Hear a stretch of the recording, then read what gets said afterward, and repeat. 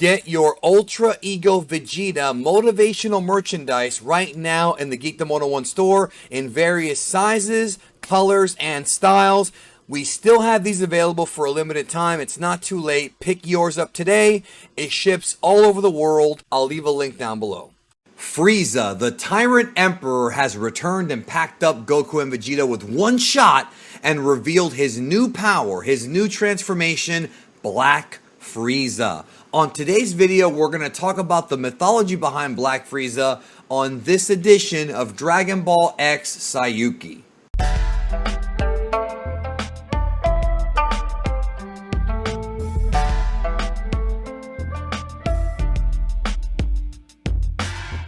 Before we get to this topic, I want everybody to pause the video and go to the description and click the link to Jordan the Dragon Lee's channel. Subscribe to his channel for more videos like this where we explore the inner workings of Dragon Ball and the mythology behind it. And today's video will focus on Frieza and his new transformation, Black Frieza. So make sure that you're subscribed to Jordan's channel as well as mine for more videos like this. So Jordan, brother, Black Frieza showed up out of nowhere, shocked everyone, wiped everyone out. It's like that Roman Reigns shirt, you know, wreck everyone and leave. He showed up, smashed Ultra Ego Vegeta and Ultra Instinct Goku after getting healed by Monaito and wound up taking out Gas and not Gorilla, Elec. We haven't seen Frieza in a while, dude. I mean, he's my favorite character because, to me, he's the best villain. He represents all things that are villainous. He's a racist, he's a tyrant, he's a dictator, but he's also a coward. And they all kind of go together because cowardly characters kill because they're afraid of being overthrown. And in the original Dragon Ball manga, before Toriyama came up with Super Saiyan, the reason as to why Frieza was afraid of the Saiyans is because he was worried about them revolting and ganging up on him. That's why he blew up the planet. So I do love the layers behind Frieza, which is why I think he is the greatest Dragon Ball villain of all time. Well, it's funny because he is based on the first villain that pops up in Journey to the West. So the first villain that pops up in Journey to the West is known as the Demon King of Confusion. Okay. Oh, a Demon King. Yeah. So what happens is Sun Wukong goes to get special training. Okay. Sound familiar? This sounds familiar. He goes to get special training, and he comes back. And when he comes back, his tribe is like, listen, this demon's moved in on our territory, and he's kidnapped a lot of our kind, and he's using them to do his bidding. And his overall goal was the same as the Monkey Kings at the time, which was to overthrow everything and rule everything. So essentially, he was a competing force, to rule over everything. That was also the Monkey King's ambitions at the time. So, right. And of course, that's the same dynamic that King Vegeta and King Cold have. And then, Frieza, he's very, very similar. King Cold and Frieza are they're both based around this character. So, another interesting thing about this character is you were talking about how Frieza is kind of a racist. This character actually loved to call Sun Wukong and his kind demon monkeys. Which is very similar to Frieza. Yeah, he looked down on them because they were monkeys and because of how they acted. He basically considered himself above them. So that's part of the inspiration for why Frieza is the way he is towards the Saiyans. Toriyama also puts another spin on it, and he makes Frieza a more further evolved being than the Saiyans. He can breathe in space. He can do all these things that the Saiyans can't do. And Frieza, he's his own race, basically. Yeah, and Frieza even comments on how Goku is half evolved on Namek, and how he can't believe that he's losing to a half evolved being like Goku. So Toriyama does throw that in there as well. That's the yin and yang thing.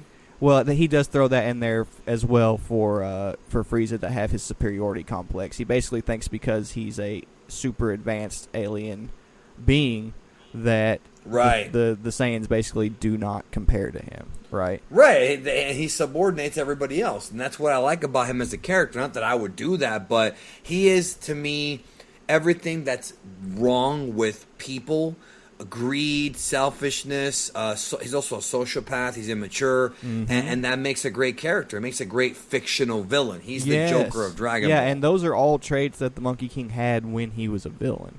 Toriyama really loves to give the villains of Journey to the West the Monkey King's negative traits, and this character is the Demon King of Confusion is actually compared to the Monkey King a lot because he had ambitions of taking over everything exactly like the Monkey King.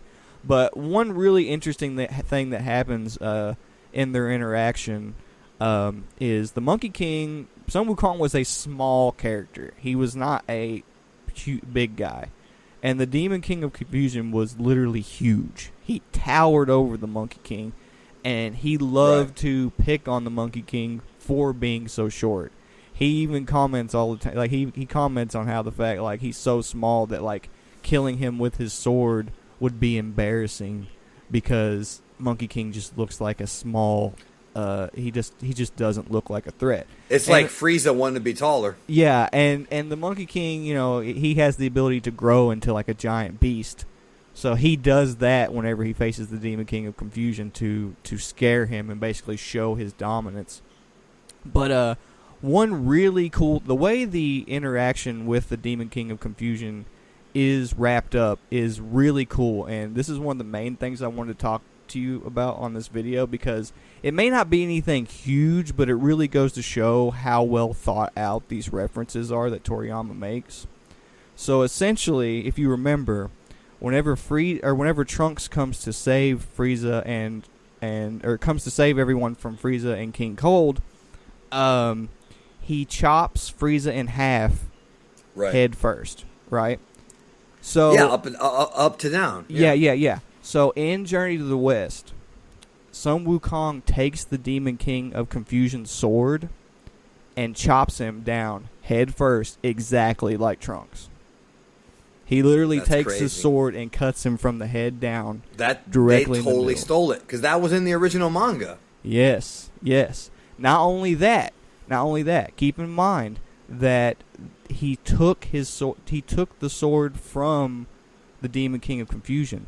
And if you remember, King Cold takes Trunks' sword and tries to kill him with Trunks it. gave it to him. He tries to kill Trunks with his own sword, exactly like the Monkey King does the Demon King of Confusion. So Toriyama continued, like he used that little part of the story for that interaction with Trunks and King Cold and Frieza, which I think is just like, when you go back and watch the anime and you know this information, it just makes it that much more interesting. It really gives you a peek behind the mind of Toriyama and why he decided to add that with that interaction between Frieza and Trunks. It's like a homage to the story. And what about Black Frieza? Yeah, so when it comes to Black Frieza, okay, so if you remember, so in Journey to the West, the only time that the Monkey King the only time he makes a decision that's not inherently selfish, that doesn't have selfish motivations, is whenever he kills the Demon King of Confusion for his people. Okay? And the chapter which all this stuff takes place is titled, He Becomes Aware of the Wonderful Truth of Enlightenment. By killing the demon, he realizes his spirit nature. So essentially, the reason that Sun Wukong is hired later on in the story to protect the monk Tripitaka is because Buddha notices that this is the one chink in the armor that the Monkey King has. It's the one time that he will make a decision that is not completely selfish and only for his own means, and that is to protect others and kill in the name of other people. Right. So that's the trait that Buddha takes advantage of whenever he decides what job the Monkey King is going to have through the Journey of the West. And Toriyama takes this concept and he flips it on its head, because Goku, as an Earthling, he is taught the principles of Chinese martial arts, or Budo. And the whole entire point of Chinese martial arts is basically refraining from killing intent defensively for the purpose of bettering yourself. Because if you kill every opponent who gives you a hard time, you're never going to get any stronger. And that's basically what they teach. Like, in order to improve as a martial artist, You have to tame your ego to the point that you can like Goku and the way he treats Frieza on Namek is a great example of what a martial artist who has truly mastered the art of taming his ego and dominating his opponent. And that's the reason that, like, whenever Toriyama, he specifically said when Goku became a Super Saiyan, he wanted to draw his eyes like Bruce Lee, because he is taking on the mindset that comes with balancing the yin with the yang and using your ego and your intuition both to your advantage. Like, Chinese martial arts teaches that just going in too much in one direction is a bad thing. You have to have a balance. Is that how you discovered Black Frieza, in your opinion? Not that specific explanation, but I mean, like, in the manga, how does that tie into Black Frieza? Okay, how it ties into Black Frieza is the way Goku handled himself on Namek is how Frieza handled himself when he showed up in this arc. Goku's principles that he learned on Earth, the principles of martial arts that he learned on Earth, have finally had its completed effect on Frieza. So if you notice, when Frieza shows up, he pulls a Goku on Goku. He shows up, he shows that he has surpassed Goku and Vegeta, and then he drops out of his form and dips. Which, if Goku had his way on Namek, that's what he would have done. He would have dropped out of his form after destroying their pride and left. That was his goal. So essentially, Frieza is taking Goku's mentality that he showed on Namek, and he's using it to his advantage. It's almost like a dick waving contest. It is. Do you think that? Go ahead. Yeah. No, I was asking, do you think that Vegeta? I'm sorry.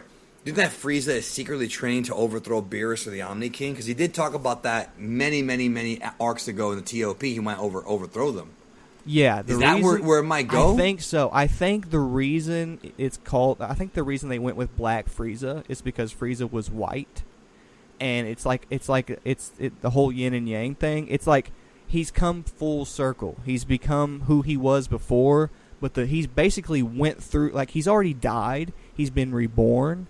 He tried training and tried to use that to kill Goku and failed. He's tried all of these things. He's went through this process of growth to where he's tried all these things and failed over and over and over again. And Black Frieza really symbolizes the fruits of everything that he's been through, the cycle that he endured. He's basically mastered that cycle and come out on top, which really explains why the Oracle Fish was concerned about the balance of the universe being tipped in someone else's favor, because Frieza has figured out now how to do things in a manner that he could have never done when he was first introduced into the story. He knows Goku and Vegeta better now than he's ever known them. He knows what makes them tick. He knows how to use them to his advantage. He knows they have the potential to surpass the gods. And, you know, he's just overall a more intelligent person. Like, when he showed up and took out Elec, like I said in our live stream, had been built up to be this character who was, like, so ridiculously intelligent that everyone thought that he was going to have another arc underneath his belt. And then Frieza shows up, and he's like, Elec even talks about earlier in the arc about how knowledge is power. You know, about he who has the most information in the universe is the most powerful. And then Frieza shows up, and he says, I know everything. He got spies everywhere, bro. He's got spies everywhere. He's got spies and probes everywhere, yo. And so he learned about the Room of Spirit and Time. Speaking of trying to take over everything, interestingly enough, Frieza trying to take out the Saiyans is a reference to whenever Heaven tried to take out Sun Wukong and his people. They didn't trust Sun Wukong's people not to try to take over Heaven. That was obviously their ambition, so they weren't trustworthy, and that was Heaven's motivation for attacking the Monkey King and his people. So Frieza kind of serves as the Jade Emperor in that instance. The Jade Emperor is the one who ruled over everything. He's the one that demanded that, you know, Sun Wukong and all of his people be destroyed. So he kind of plays the role there. He's like an unmerciful Jade Emperor. I think when it comes to Frieza, I don't think, even though this is the Dragon Ball X Saiyuki series, there's only a little bit of Sayuki in it. I love what you said, and I think the older Dragon Ball has it. The newer Dragon Ball, it does feel more like a Western villain, because I find it funny that so many anime fans complain about anime characters dying and coming back when the comic books have been doing that. Western comic books, American comic books have been doing that for 60, 70 years. So Frieza, to me now, this modern iteration of Frieza, I feel like he is a representation of the Western comic book fan, or the Western comic book villain. Well, the East does have this concept, okay? It's called Eastern and Western hygiene. And it's a martial arts concept. Bruce Lee talks about it. Western hygiene is basically one specific way of approaching doing everything. And it's basically, letting your ego take over. You're constantly putting yourself in positions where you're hurting yourself, you're putting yourself through strenuous training, so that way that you can come out on top. Like you are willing to hurt yourself to get stronger. And that's what Frieza was doing in the time chamber. Like he's really practicing the antithesis. And that takes a lot of mental fortitude also to do that, to be in there that long. Yeah, that's true. But I think the craziest thing about Black Frieza, honestly, is the fact that he's the Emperor again. It represents the secular nature of the universe, and the fact that everything has come full circle. Yes, that's right. And in that way, we are back to where we were in Z. Yeah, and that way it's very connected to like the Tao and martial arts and Journey to the West, because people complain about how the plot of Dragon Ball is repetitive, and I understand why. But that's part of the reason that things like this happen over and over again. It's a cyclical narrative, The story itself is based around a cycle itself. Yeah, and some see it as repetitive, which I do get, but I mean, that's why it's cyclical. I think that the idea with a cyclical poor point of view or storytelling is that it should be done, in my opinion, it should be done with a new twist. And that's going to be up to them to do, because if Frieza is back on top, there's a lot of different goals he may have and things he may do. So thank you once again for being here, and thanks everybody for checking out Dragon Ball X Sayuki. And if you like this video, check these out as well.